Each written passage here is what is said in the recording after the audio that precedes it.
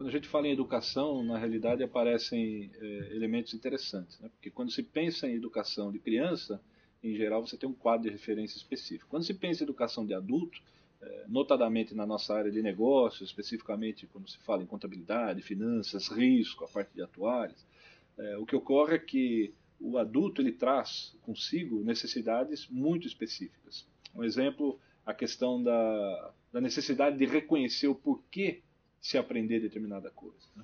Desenvolver uma determinada competência, a razão, a justificativa para se fazer aquilo. Então isso é um componente que diretamente se conecta com a motivação. E o adulto, sem essa fase no processo educacional, o adulto se desestimula facilmente.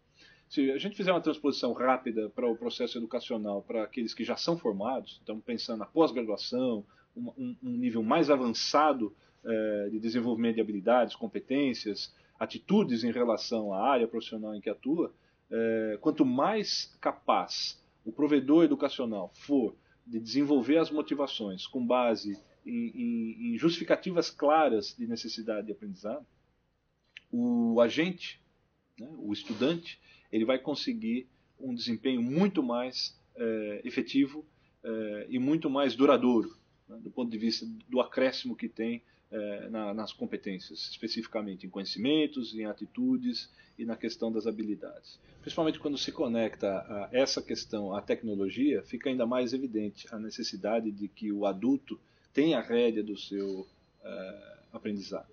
Então, como falamos, a questão do self-directed learning, quando se coloca a tecnologia, fica mais exponencial ainda, porque o adulto terá o reconhecimento da importância do tema, terá o reconhecimento da necessidade que vê na competência acrescida daquele processo educacional e saberá cuidar da melhor forma possível dos seus obstáculos, dos seus pontos fortes, para fazer com que o desenvolvimento aconteça da melhor maneira. Então, a literatura, e aqui na FPCAF, no e-learning FPCAF, a gente identifica nitidamente que quanto mais apoiado for o estudante para que ele possa ter esse controle do seu processo de aprendizagem, melhor será o resultado, mais duradouro será esse resultado. Então isso é um ponto fundamental. É claro que se compararmos às crianças, o adulto ele tem da mesma forma um pouco mais dificuldade para se concentrar em uma determinada atividade. Ele, da mesma forma que teria eventualmente mais dificuldade, ele tem um controle maior das suas emoções, das suas condições operacionais, de tal sorte que a concentração acaba vindo e acaba sendo duradoura.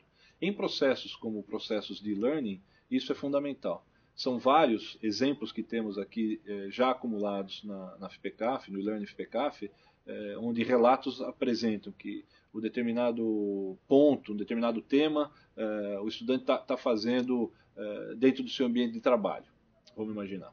E não são poucos os relatos de que naturalmente acaba sendo interrompido por colegas de trabalho, por superiores ou por subordinados, que ainda não estão exatamente alinhados com essa lógica e com essa estratégia institucional que é individual. Então, as pessoas não reconhecem que aquele é um espaço, um momento, uma oportunidade de desenvolvimento e acabam interrompendo e isso acaba gerando dificuldade. Cabe, portanto, ao estudante administrar essas situações para criar o melhor contexto possível e ter, dessa forma, a sua dedicação natural, aliada à sua motivação, representada numa organização. Então, um fator-chave para êxito em processos de learning é a organização por parte do estudante. O que o provedor pode fazer, a escola pode fazer, é dar elementos, dar subsídios para que cada um, dentro de suas individualidades, possa encontrar o ponto ótimo de organização. Sem a organização, por mais qualidade que seja ofertada ao estudante por parte do provedor, as chances de êxito elas são diferentes sem a organização.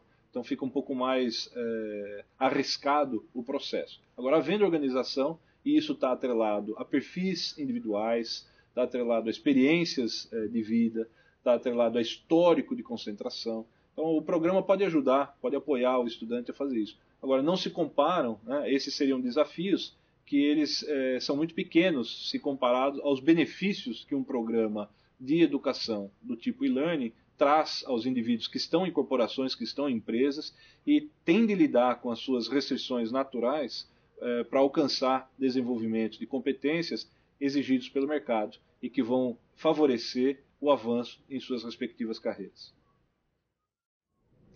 Ligado a esse aspecto que estamos discutindo, né, de postura e posicionamento, seja do provedor, seja do estudante, é fundamental dizer o seguinte: quando fala-se em organização, a gente costuma dizer que e-learning não cria horas no relógio. O que significa isso? Se eu não sou capaz de me deslocar para uma escola e passar 4 horas aprendendo determinado conteúdo, eu não vou ser capaz de fazer isso em e-learning. O e-learning não vai criar essas 4 horas no meu relógio. Eu ganho eficiência, eu ganho uma série de outros elementos, um aprendizado muito mais individualizado, um ritmo muito mais apropriado para cada estudante, uma diversidade de fontes e de recursos para fazer com que determinado conteúdo seja apreendido pelo interlocutor, mas a organização é fundamental para que haja tempo disponível para o processo de transformação, que em síntese é um processo educacional. O processo educacional é um processo de transformação. Se eu não tiver tempo, eu não faço isso acontecer. O que eu ganho com processos do tipo e-learning, com mais intensidade na adoção de tecnologia, é uma otimização do tempo disponível. Agora, eu não crio horas no relógio.